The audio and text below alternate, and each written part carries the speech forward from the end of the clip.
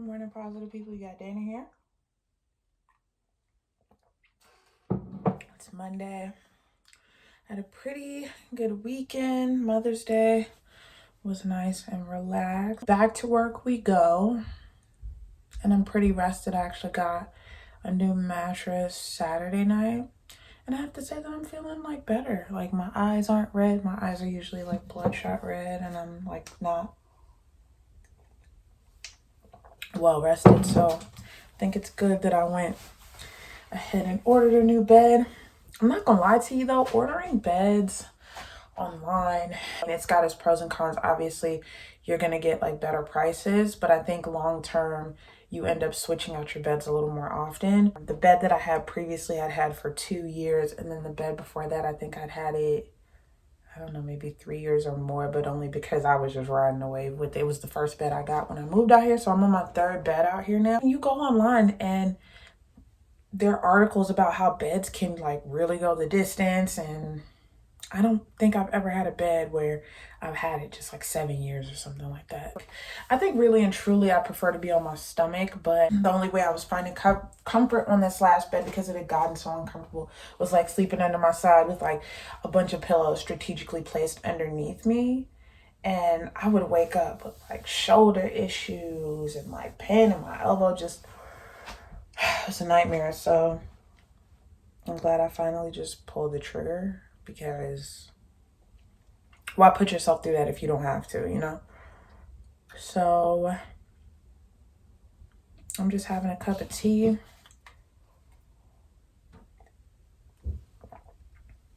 Try and drink 1 big mug before I head off to work, just to get that first little round of caffeine in, so I'm not running to our coffee pot, because I don't think I'm necessarily sensitive to caffeine, but if I can just have 1 cup, that's what I ideally go for. The days where I have 3 cups, I'm wired, headaches, heart palpitations. I'm just so easily affected. Like, I try not to have my first cup of coffee as soon as I get there.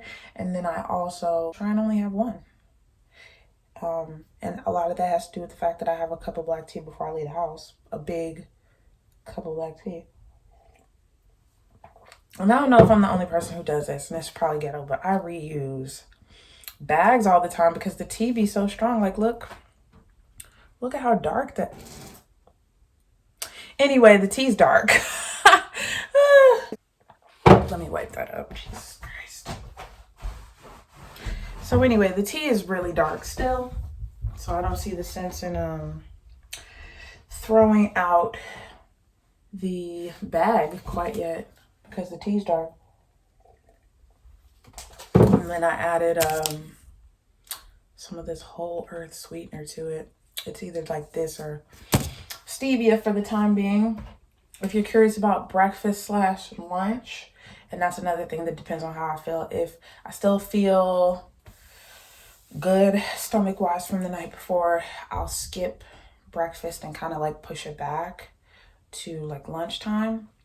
So yesterday, after I had the asparagus and salmon, I did end up having a piece of banana bread with a little dollop of whipped cream on top. Really good. They do make vegan whipped cream. If you care and if you're curious, some people are giving me shit in the comment section about my diet right now. I'm like, really? I need to get a life. But this is the whipped cream I buy for the people that don't believe that non-dairy whipped cream is a thing. And I might get off that too, because they have the tubs of the vegan whip that I personally like a little bit better. The aerosols can be tricky. That one was tricky. So next time I'll probably do like a tub of vegan whip, Cool Whip or whatever. So anyway, I dropped Marley off around 7:45 to school, and child, these middle schoolers, I don't know what they're eating. It's so funny. My mom and her generation used to say the same thing about my generation. Like, y'all look so grown. What are they feeding y'all? Y'all look so grown. There were some tall ass kids on that campus. I'm like, Lord, by the time we get up to the high school, Jesus. Today's a good day. Like I said, I got all my cutesy little stuff from the mall yesterday. I haven't popped anything open yet. I'll probably do that when I come home, do a little nighttime routine. Then we passed through Daiso and I got a bunch of sheet masks. I feel like I'm having a decent face day. Like I said, being rested always does the trick. And keep in mind too, me being rested, this is 5 hours of sleep, and I don't look like hell warmed over. I'm not sure why right now I'm going through a 5 hours of sleep on an average night phase, but that's just kind of what it is right now. The days where I can catch 7, great. I definitely try for that every single night. That doesn't always seem to happen. Most nights it's 5. But we're working on it. It's something that I will always work on. And a big part of why I got a new bed was because I was tired of sleeping for 5 hours a night. So who knows, maybe in the next couple days, weeks, my body will acclimate to this more comfortable bed and we'll see more restful sleep for longer.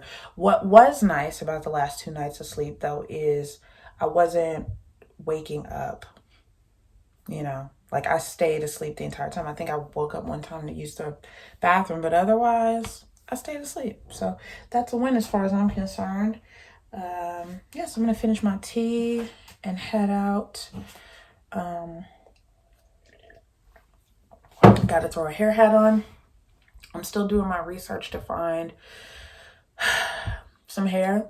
A lot of y'all suggested that Love Me hair, and child, the reviews are kind of sus. And I don't know for sure if that's a black owned brand, so I'm gonna just keep my eyes and ears open. And I know with hair, there's no such thing as a black owned brand, right? Like all of the hair is being sourced from Asia, India, these temples and stuff like that. That part I get, but then as far as manufacturer, what you want to do is find somebody who, one, is sourcing good hair, and then number 2 is constructing a wig that is going to go the distance. A couple of things, though, are going to take place whenever I do decide to buy a wig. I'm sealing the wefts, honey. I haven't sealed wefts in years, and I think that's a big disconnect. You're going to deal with shedding a lot more if you don't, and I think that'll just help overall long-term shed-wise.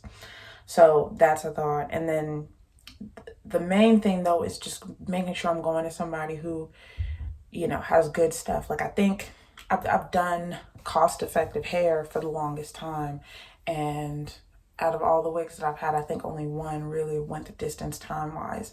And when you spend, like I said, I've spent at this point, I could have gotten over the years 2 or 3 good wigs for all the money that I've spent over the years on hair up to this point.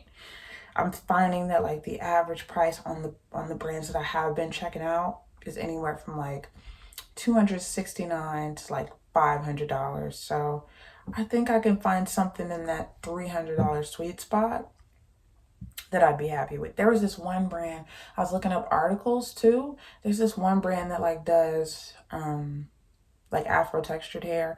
They had this really dope kinky straight wig, and I've always been interested in the idea of having something that kind of resembles my hair texture. And I mean, that would totally resemble my hair texture, blow dried and straightened. So I'm considering that for sure. I love myself a curly wig, obviously, but that's a thought as well. So anyway, for real, I'm gonna finish my tea and we'll talk later.